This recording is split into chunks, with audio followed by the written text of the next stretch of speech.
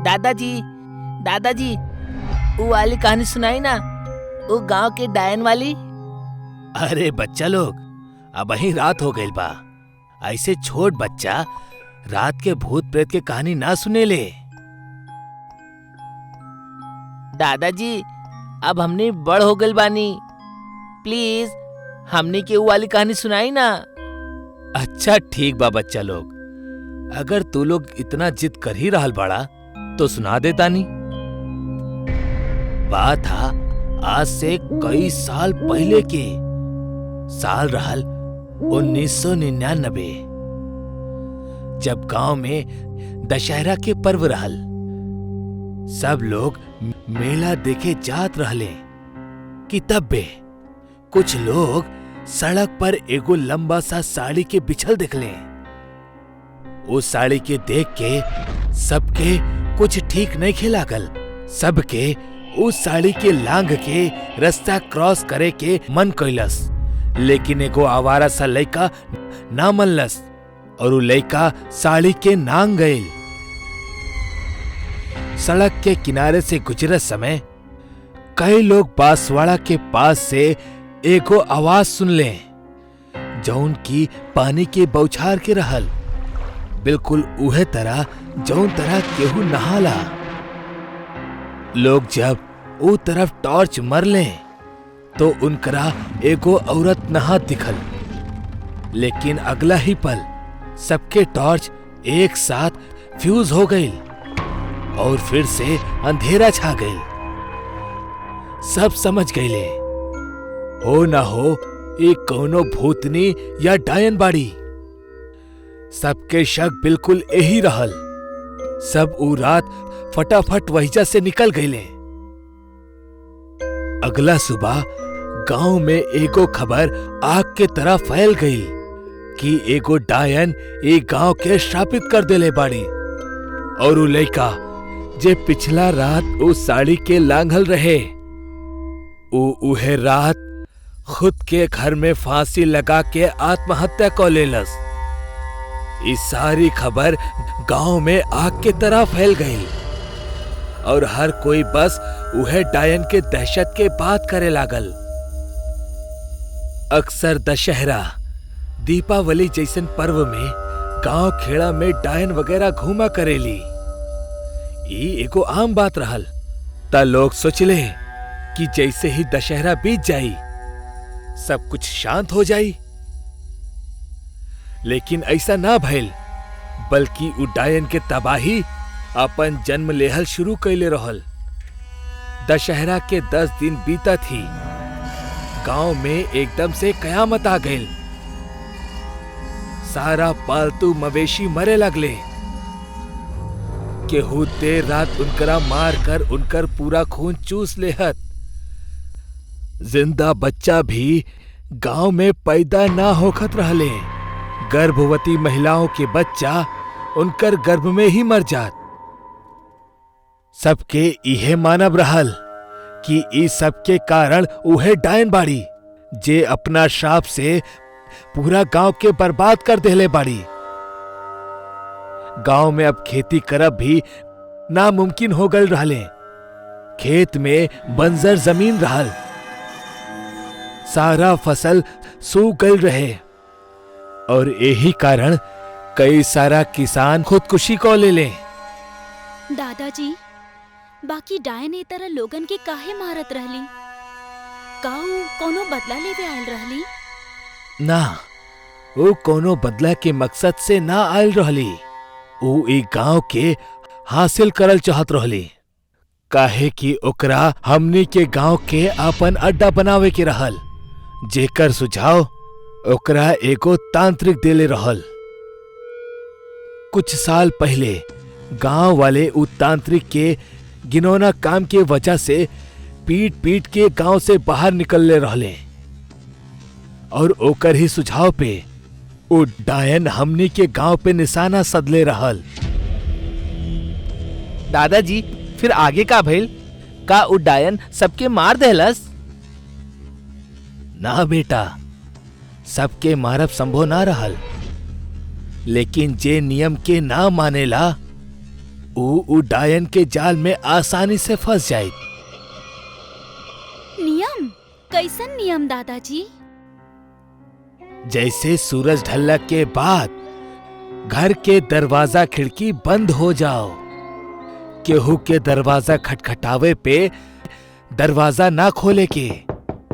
लेकिन ऐसे डायन शांत ना बैठलस, बल्कि ऊ दूसरा पैतरा अजमौलस। अब तक शादी बारात भी गांव में ना हो सकत रहल, वरना डायन के पास एगो भारी मौका होखत अपन शिकार फंसावे के। ओ गांव के सब लोगन के अपना वश में करब शुरू कर देहलस और ओसे दूसरन के नुकसान पहुंचाओ चालू कर देहलस। धीरे धीरे ऊ डायन के आतंक बढ़त चल गईल। दादाजी, फिर गांव वालन के उ डायन से छुटकारा कैसे मिलल?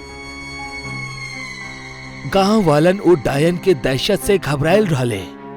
इहे बीच सभी में एगो खबर उठेली कि ई काम उहे तांत्रिक के हाथ जेकरा 3 साल पहले गांव से धक्का देके बाहर निकाल दिहल गए रहे। गांव वालन गुस्सा में लाल भइले, ऊ तांत्रिक के पता करेले और फिर ओकरा जान से मार देवे के धमकी देवे के कहेले।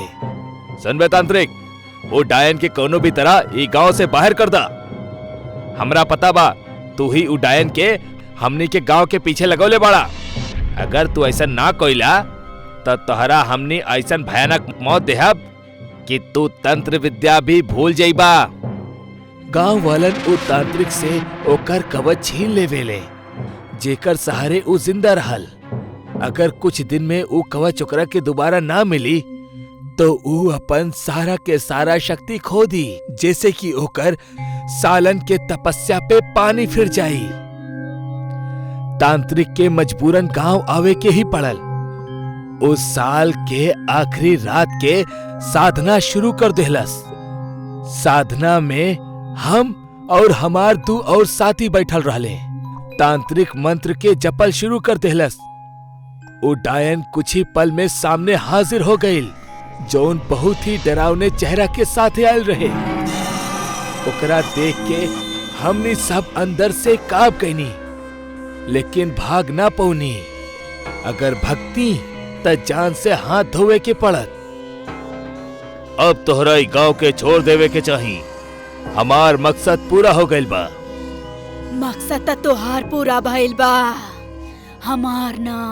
अइले त हम रहनी तोहार मकसद खातिर, बाकी जाए अपन मकसद पूरा करके। ऊ डायन गांव छोड़ के जाए के खातिर ना मनलस। फिर तांत्रिक अपन सबसे ताकतवर योग शुरू करेला और कई घंटा तक चलल इस साधना के बाद आखिरकार ऊ डायन कमजोर पड़ जाली। और फिर तांत्रिक ओकरा के सामने एगो पीपल के पेड़ में बांध देवेला। मुक्त होके के खातिर तांत्रिक ओकरा गांव छोड़ के जाए खातिर एगो शर्त रखेला। देखा, अगर तू चाहेलू कि तू आजीवन यही पेड़ में ऐसने बंधल रहा तो अपन जिद पर ऐसने बनल रहा, और अगर ई गांव के तू छोड़े के वादा करेलू तब हम तोहरा के आजाद कर देहब। ठीक बा तांत्रिक, हम एक गांव के छोड़ देहब, बाकी हमार भी एगो शर्त बा कि यहाँ मौजूद कोनो भी शख्स आज के रात भइल दास्तां के जिक्र कबो भी केहू से ना करी, ना त हम ओकर सामने आ जाइब और ओकरा के मार देब। इतने कहत ऊ डायन बेहोश हो जाली और तांत्रिक ओकरा पेड़ से आजाद कर देवेला और गांव फिर से हरा भरा हो जाला। अरे दादाजी, आप तक कहले कि उ डायन सबसे ई वादा ले ले रहल कि केहू भी उ रात के दास्ता के जिक्र केहू से भी ना करी, वरना उ सामने आ जाई। आप ता हमनी के सब कुछ बता देले। हे राम, ई हमरा से का हो गईल? बुढ़ापा में याददाश्त कमजोर हो गल रहे, जौन अपना मौत के बुलावा दे बैठनी। तबे घर के लाइट चल जाली और हल्का रोशनी में वो तीनों के सामने एगो औरत के बड़ परछाई नजर आवेली। और तबे दादाजी के एगो तेज दिल के दौरा पड़ेला और दादाजी के कहानी और उनकर जिंदगी की अवधि यही जे समाप्त हो जाली। माया एगो ऐसन शब्द हा जिनमें अगर केहू एक बार फंस जाओ तब उसे बाहर आए के कोशिश में वो ना जाने कितना ही चीज गवा चुकल होकर। आज के कहानी भी एक ऐसने गांव पर आधारित था जेकरा ऊपर कौनो जमाना में एगो मायावी डायन के कब्जा होखत रहल, जौन बड़ा हैरत अंगेज तरीका से आपन शिकार करत रहली। अरे श्यामजीत, अब तोहरा के का ही बताई। कल रात ऊ डायन हमरा दरवाजा पर कटोरा लेकर पहुंचल रहल। हम चुपचाप रहनी, दरवाजा ना खोलनी, ना ता मरल तो निश्चित ही रहल। हाँ बबलू, तू एकदम सही कैला। वो अपना माया से केहू के भी फंसाकर अपना कब्जा में कर सकेली। वैसे ही गांव के कई लोग ओकर कैद में आ चुकल बाड़े। अब हमार बारे में तो तोहरा पता ही बा। तोहार भाभी अनुपमा के डिलीवरी हा तो उहो मायके गइल बाड़ी। ऐसे में ता और सतर्क रहे के पड़ी। हाँ यार, अच्छा ही बा। वैसे भी ई माहौल में गर्भवती औरत के ई गांव में होकर ठीक नहीं खे। अब का ही बताई, ई गांव तो अब गांव कम शमशान ज्यादा लगाता। लेकिन एक बात बतावा हमरा, वैसे तो हम काफी समय से शहर में रहनी, तो हमरा के ई बारे में अब तक पूरा जानकारी न मिलल बा। ऐसा का खास है डायन में जैसे लोग ऐसे इतना खौफ खाए ले? अच्छा, तो तोहरा के अब तक वो कहानी पता नहीं खे। गांव के बच्चा बच्चा वो मायावी डायन के बारे में जानेला। बतावा यार, का कहानी है?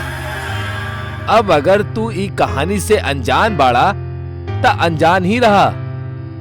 जानकार बनब ज्यादा खतरनाक बा। ई पहली में हमरा से बात मत करा, साफ साफ बतावा कि कहानी का है। देखा, शाम ढले के कगार पे बा। घर पहुंच के तोरा इत्मीनान से बताइब। अब वही बताइब सही नहीं खे। कैसन डरपोक इंसान बड़ा यार। अब वही रास्ता भी लंबा है, बात करे के कुछ बाभी ना। यही सहारे रास्ता भी कट जाए जल्दी से। चला बतावा अब। श्यामजीत के लगातार जिद कैला पे बबलू मान जाला और भगवान के नाम जपत हुए वो खौफनाक दास्ता पर से पर्दा उठावे के कोशिश करेला, जैसे पूरा गांव डरेला।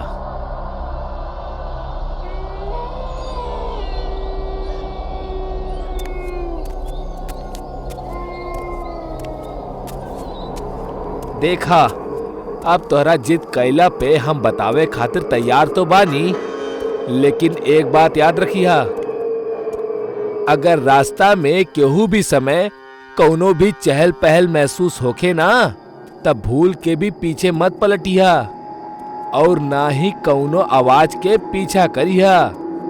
हम ऐसा एक खातिर बोलतानी काहे कि हमेशा से तोहार ऐसने आदत रहल है।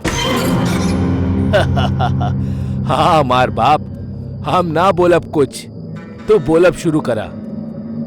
सालों पहले एक गांव में दूर से एगो औरत आके बस गल रहे। ओकर एगो कुटिया रहल।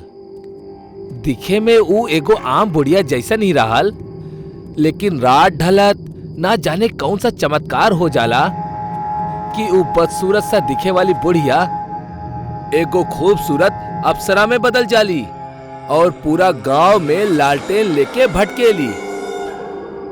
ओकर असली मकसद होखत रहे भटकल नौजवानन के उनकर घर तक पहुंचावल या कौनो राहगीर के हम सफर बनब।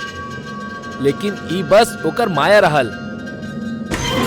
असल में ओकरा केहू के प्रति कौनो हमदर्दी न रहल, बल्कि ऊ यही बहाने नजर रखत रहल और भटकत इंसान के अपना कुटिया के पास ले जाइत और गाड़ देहत। बहुत खूब, लेकिन एगो बात बतावा, वो कोनो गांव के भी महिला तो हो सकेली? जरूरी थोड़ी हा कि ई उहे डायन हा। ई बात भी एकदम ठीक बोलला तू, लेकिन एकर भी अपन पहचान बा। ऊ औरत कब्बो भी तोहार आंख में ना देखेली, ऊ बस अपन माया रचेली। और अगर शुरुआत के आधा मिनट में तू ओकर जाल में फंस गईला तब तोहरा भगवान भी ना बचा सकेला। बबलू श्यामजीत के वो खौफनाक कहानी के बारे में बतावेला और साथ ही साथ अब वो जंगल के किनारे पे भी पहुंच जाले। लेकिन तब बे उनकर पीठ पीछे से कोनो छोट बच्चा के रोए की आवाज आवेली। हमरा लागत था वो मायावी डायन हमनी दोनों के देख ले बा। जल्दी भागा यहाँ से। ई तू कैसन बात करता बबलू? वो बच्चा जंगल में कहीं खो गइल बा और अपन माई बाबू खातिर रो रहल बा, और तू यहाँ से कायरो की तरह भागे के बात कर रहल बड़ा। केहू सही ही कहले बा, जब नसीब में जिंदगी के अंत होखेला तब इंसान के बुद्धि भ्रष्ट हो जाली। और अबही ई तोहरे साथे हो रहल बा। अगर अबही ना भगबा तो हमार दोस्त अब मुलाकात तोहर कब्र पर ही होखी। इतना कह के बबलू पूरा ताकत से वहां से भागेला, लेकिन श्यामजीत अभी भी अपना मन के दुविधा में फंस के खड़ा ही रह जाला और फिर धीरे से पीछे पलटेला। श्यामजीत अब जौन दिखलस वो देख के ओकर होश उड़ जाले। जमीन पर ओकर गर्भवती पत्नी अनुपमा पड़ल रहे, जौन दर्द से छटपटात रहली। अनुपमा, तू तो मायके गल रहलू, यहाँ का कर रहल बाड़ू? श्यामजीत सोचेला शायद मायके से घर लौटत समय ऊ यही जंगल के रास्ता चुनले हुई। ऊ तो शुक्र हा श्यामजीत भी एजे रहल। तब बे एगो गहरा कोहरा से भरल रात छाने लगेली। श्यामजीत अनुपमा के आंख में बार बार देख के ओकरा हिम्मत रखे के कहत रहल, पर उहे भइल जेकर डर रहल। अनुपमा बार बार श्यामजीत के तरफ देखे से बचत रहली, ठीक वैसने जैसे बबलू वो मायावी डायन के कहानी में बतौले रहल। तब बे श्यामजीत वो बच्चा के रोए के आवाज पर गौर करेला। अचानक से ओकर मन में ख्याल आवेला कि अगर बच्चा पेट में हा तो ओके रोए की आवाज कैसे सुनाई पड़ रहल बा। इतना सोचत ही रहल कि ओकरा के ठीक अपना सामने एगो कुटिया नजर आइल। अब तक श्यामजीत के सब कुछ समझ आ चुकल रहे कि अब ओकरा साथे का हो रहल बा। ई महज एगो माया हा जे में ऊ फंस के रह गइल बा और जिंदगी के आखिरी समय में पहुंच चुकल हा। श्यामजीत तुरंत वहां से भागे के लिए उठेला कि तब बे अनुपमा ओकर हाथ पकड़ लेवेली और वो बुढ़िया भूतनी यानी मायावी डायन में बदल जाली, जेकर इर्द गिर्द जादू के छवि प्रकट होके लागल। अचानक श्यामजीत जमीन के अंदर धसे लागल और तेज खींचत खींचत जमीन में जिंदा दफन हो जाला। बबलू सबसे बड़ भूल ये कर देले रहल कि ऊ समय और जगह ना देखलस। ऊ ई कहानी तब सुनौलस जब ऊ दोनों मायावी डायन के कुटिया के करीब से गुजरत रहले। आज भी ऊ गांव के जंगल ऊ मायावी डायन के दहशत से कांपेला, काहे कि इंसान एक बार मौत से बच जाला, लेकिन माया से बचब इंसान के फितरत में नहीं खे।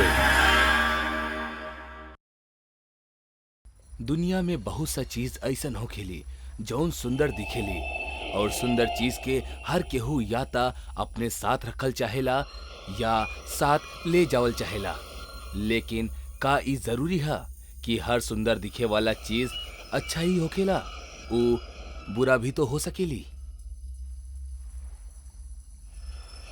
पेशा से शिल्पकार गोविंद वो चमकत पत्थर के एगो मनमोहक अप्सरा के रूप में तराशे लगेला। दीवार घड़ी के रात 12 बजे के इशारा कर देवेली, मगर समय के परवाह ना करत गोविंद अपना काम के पूरा करे में लगल रहेला। करीब 1:45 बजे गोविंद ऊ पत्थर के खूबसूरत अप्सरा में तराश के आराम करे चल जाला।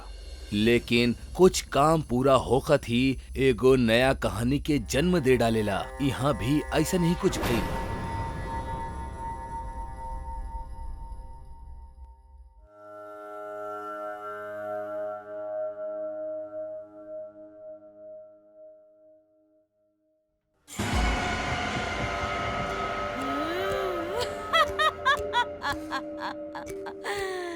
अब हम लोगन के चोटी काटब और 100 चोटी के काटत ही हमरा के हमेशा हमेशा खातिर मूर्ति वाला शरीर से छुटकारा मिल जाई। अगले दिन गोविंद अपन बनावल मूर्ति के बेचे के खातिर बाजार पहुंच जाला, जिसमें चुड़ैल मूर्ति भी शामिल रहे। मूर्ति ली मूर्ति, अरे एक से बढ़कर एक सुंदर सुंदर प्यारा प्यारा मूर्ति ले ली आई। अरे भैया, ये अप्सरा वाला मूर्ति तो बहुत ही ज्यादा खूबसूरत बा। खूबसूरत होखी काहे ना, आखिर हम जौन बनौले बानी। वैसे एकर कीमत का हुई? रामू मूर्ति वाला के पैसा दे देवेला और मूर्ति लेके वहां से चल जाला। मूर्ति लेके रामू अपना घर पहुंचेला, जहां रामू के पत्नी धनिया दरवाजा खोलेली और ओकर नजर मूर्ति पे पड़ेली। अरे वाह, कितना सुंदर मूर्ति बा। कहाँ से मिलल? बाजार से आवत रहनी हा तो एगो मूर्ति वाला दिख गईल। ओकर ई मूर्ति हमरा के बहुत पसंद आ गईल, त हम तोहरा खातिर लेके आ गईनी। हम एकरा के हॉल में सजा के रखब, कैसन लागी? घर के मालकिन त तू ही बाड़ू, त तहार जहाँ मर्जी बा वहाँ रख दा। धनिया मूर्ति के हॉल में सजा के रख देवेली।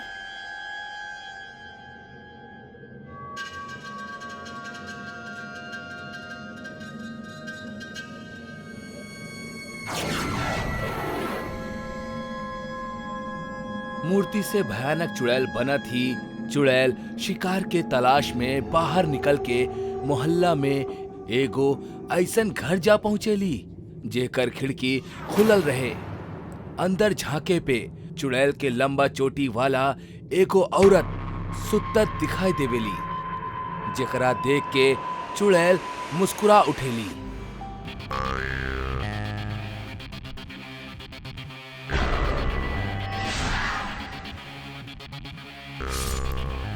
सुबह होखत ही आपन कटल चोटी देख के वो औरत पूरा मोहल्ला सर पे उठा लेवेली। हाय रे हमार चोटी, क्यों हमार सुंदर चोटी काट लेलस। अब हम क्यों के मुंह दिखावे के लायक नहीं की। हाय रे हमार चोटी। जानकी बहन, रोआ मत, शांत हो जा। कैसे शांत हो जाई? शहर के लड़कियन के होकत होई छोट बालन के शौक, हमरा के नहीं के। कितना मुश्किल से बाल बढ़ैले रहनी हम। हाय रे हमार चोटी, हमार चोटी।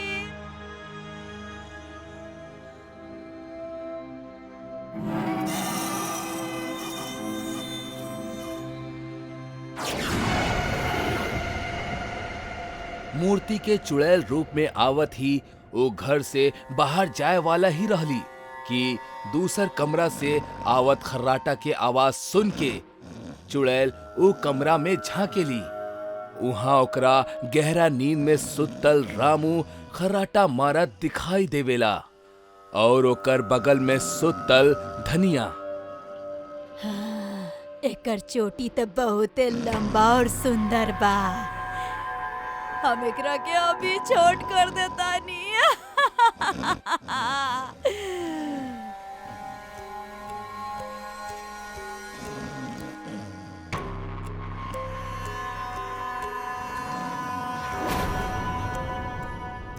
हाँ, ई कमबख्त औरत, ई तो नींद से जाग गईली। अब हम एकर चोटी के कैसे काटब? अभी यहाँ से निकले में ही भलाई बा। हाँ।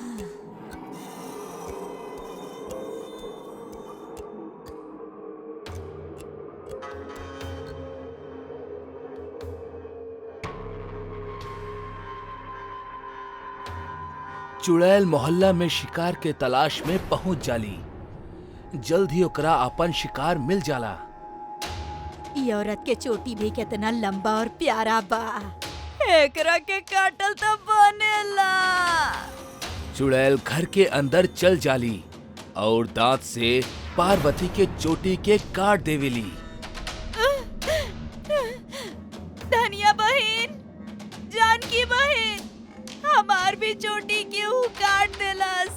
पता ना हमार चोटी के केकर बुरा नजर लगल रहे जे कट गइल। ससुराल वाला लोग हमरा बिना चोटी के देखिए तो का सोची है। हे भगवान, हम केहू के मुंह दिखावे के लायक नहीं की। कैसे मुंह दिखाएब हम सबके।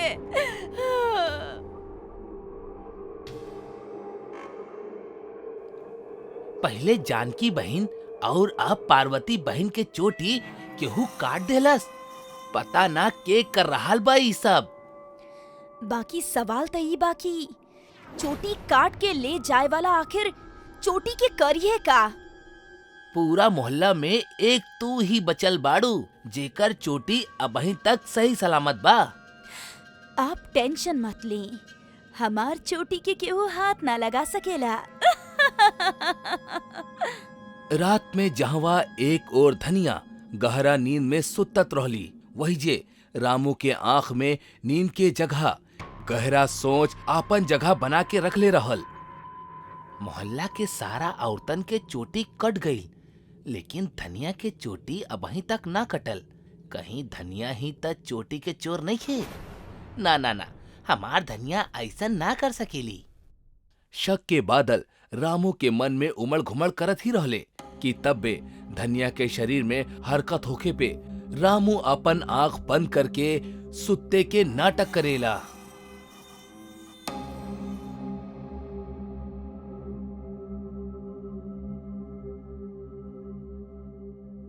धनिया कैंची लेके, मतलब औरतन के चोटी काटे वाली हमार धनिया ही बिया। लेकिन ई ऐसन काहे कर रहल बाड़ी? हे भगवान, ई हम का देख रहल बानी? हमार धनिया इंसान ना चुड़ैल बिया। रामू के घरे से चुड़ैल के निकलत जानकी भी देख लेवेली। अपन चोटी के कट जैला के बाद से जानकी में रोष रहल, लेकिन जब गांव में और भी औरत के चोटी कटे लागल त उ चोटी चोर के पकड़े के ठान लेवे रहल। चुड़ैल के नजर आवत ही ओकर मेहनत सफल होकर दिखाई देवे लागेली। आज हमें गोना कम से कम 10 चोटी काट के लाएब। अच्छा, त हमनी सबके चोटी काटे वाला कोनो इंसान न बल्कि चुड़ैल बाड़ी। बाकी त धनिया के घर से आइल बाड़ी। ओ राम जी, एकर मतलब धनिया बहन चुड़ैल बाड़ी। तबे कहीं मोहल्ला के सारा महिला के चोटी कट गईल, बाकी धनिया के चोटी काहे ना कटल अब तक? अगला दिन रामू काम खत्म करके शाम के घर लौटत ही रहल कि तब बे रास्ता में हैरान परेशान जानकी ओकरा के मिलेली और रात वाला बात रामू के बतावेली। धनिया चुड़ैल बिया ई हमरा के भी पता चलल बा जानकी बहन, लेकिन आप चिंता मत करी। हम शमशान वाला बाबा से ई माला लेके आइल बानी। एकरा पहिनत ही धनिया एकदम ठीक हो जाई। रामू के बात सुन के जानकी के चिंता खत्म हो जाली और ऊ अपना घर चल जाली। जल्द ही सूरज देवता अस्त हो जाले और चारों ओर रात के अंधेरा घिर जाला। धनिया और रामू अपना घर में सुतत रहले, मगर आधा रात होखत ही रामू उठ खड़ा होखेला और तकिया के नीचे रखल माला निकाल के धीरे से ओकरा धनिया के गले में डाल देवेला। हे शमशान के बाबा, अब आप ही रक्षा करी।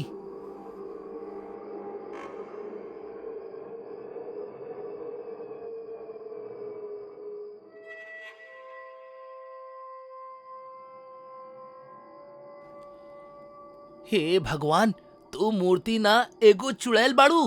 बिल्कुल सही पहचानला। एकर मतलब तू ही उ चुड़ैल बाड़ू जौन सबके चोटी काटेलू। हाँ, हम ही बानी ऊ चुड़ैल जे सबके चोटी काटेली। बाकी अब तू हमार सच्चाई जान गइल बाड़ा, एही से हम तोहार गर्दन काटब।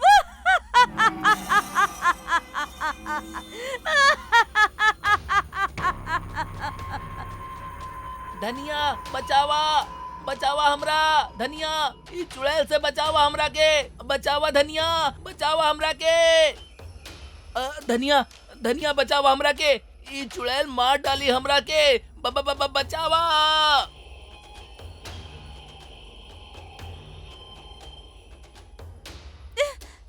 छोड़, छोड़ हमार पति के।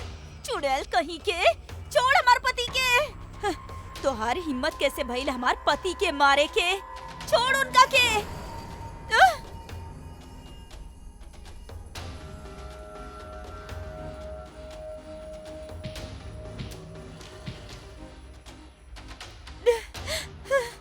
ये चुड़ैल हैजा कैसे आइल?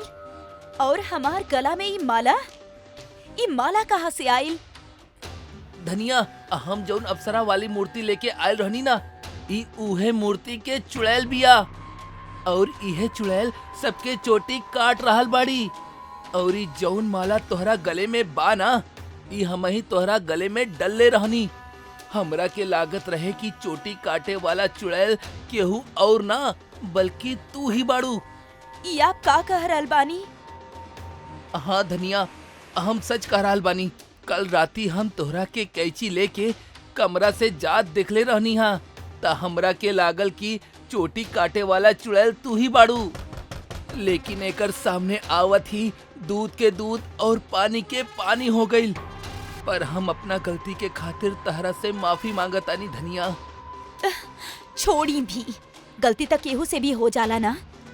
बाकी एक कर का करे के बा, ई सोची पहले। चुड़ैल लगातार दरवाजा पीटत ही जात रहली। रामू और धनिया दरवाजा पे पहरा दे देत वहीजे बैठ के कब सुत गए उनकरा पता ही ना चलल। सुबह सूरज जैसे ही अपन आँख खोलस, रामू और धनिया भी जाग गए। लेकिन कमरा से कौनो आवाज ना आवत देख जिज्ञासा वश रामू और धनिया दरवाजा के खोले, तब सामने खिड़की से सूरज के रोशनी में चुड़ैल वापस मूर्ति बनत रहली। रामू और धनिया के समझत देर ना लागल कि अब का करे में उनकर भलाई हा। ऊ तुरंत दौड़ ले और ऊ मूर्ति के उठा के जमीन पे पटक देले। मूर्ति टूट के बिखर गई। हमनी जीत गई नी धनिया।